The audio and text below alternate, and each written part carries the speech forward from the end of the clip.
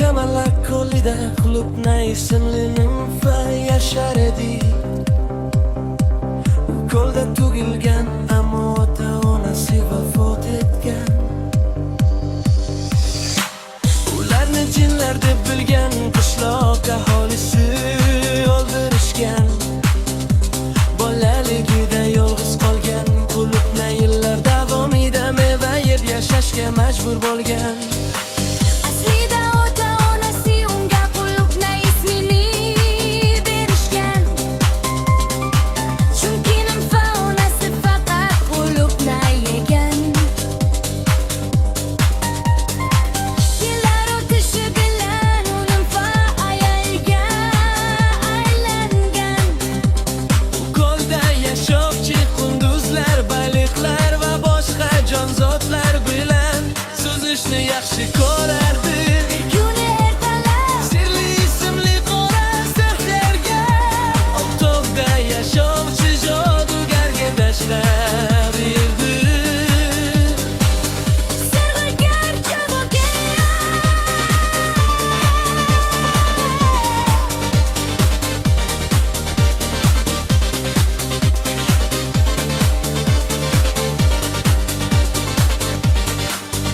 Jodugan qo'lanim fashining qalbini zabt etishda yordam berishini so'radi. Chunki u yolg'iz qolgan va u ko'rgan elbeta ayol edi. Jodugar unga nimfa uchun insonni sevish juda qiyinligini aytdi. Chunki ular tog'i yurakni tanlash qudratiga ega edilar.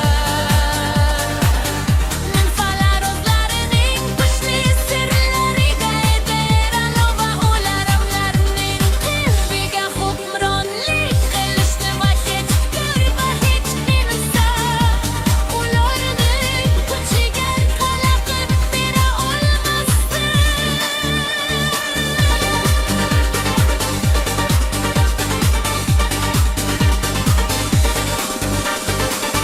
Men butun ko'lni qoplaydigan ulkan kamalakni yaratishga harakat qilib ko'rishim mumkin. Shunda siz uni o'ziga jalb qilishingiz va uni o'ziga jalb qilishingiz va uni o'ziga jalb qilishga harakat qilishingiz mumkin dedi u. Lekin ogohlantiraman. Uni o'ziga jalb qilishning iloji bo'lmaydi.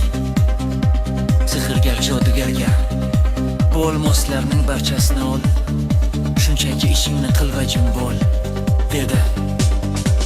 Ertasi kuni ertalab jodugar ulkan chiroyli kamalakni yig'ib, nimfa uning go'zalligini qadrlay oldi. Lekin yuragida u bu soxta Kamalak ekanligi bildi. Soatlar o'tdi va sehrgar ko'lda borib nimfani ko'rdi. Unga yaqinlashib, agar unga qo'lini sotsa, unga yerlari va olmoslarini berishini aytdi. Nimfa yo'q deb javob bironini to'laridan ushlab oldi va ular baqlashayotgan paytda olmoslarni olib yurgan sandiq suvga tushdi va go'yo sehr bilan tiniq bo'lgan suv yorishib ketdi. Osmonni qoplagan kamalakni aks ettiruvchi go'zal ranglarga aylandi. G'azablangan jangari qo'llatladi va jodugar yaratgan kamalak bo'laklarga milibib ko'lga tushib olmos ranglarining go'zal soyalarini yaratdi. Nihoyat nimfa o'zining qo'lida suv qamoqlari do'stlari bilan baxtli yashadi.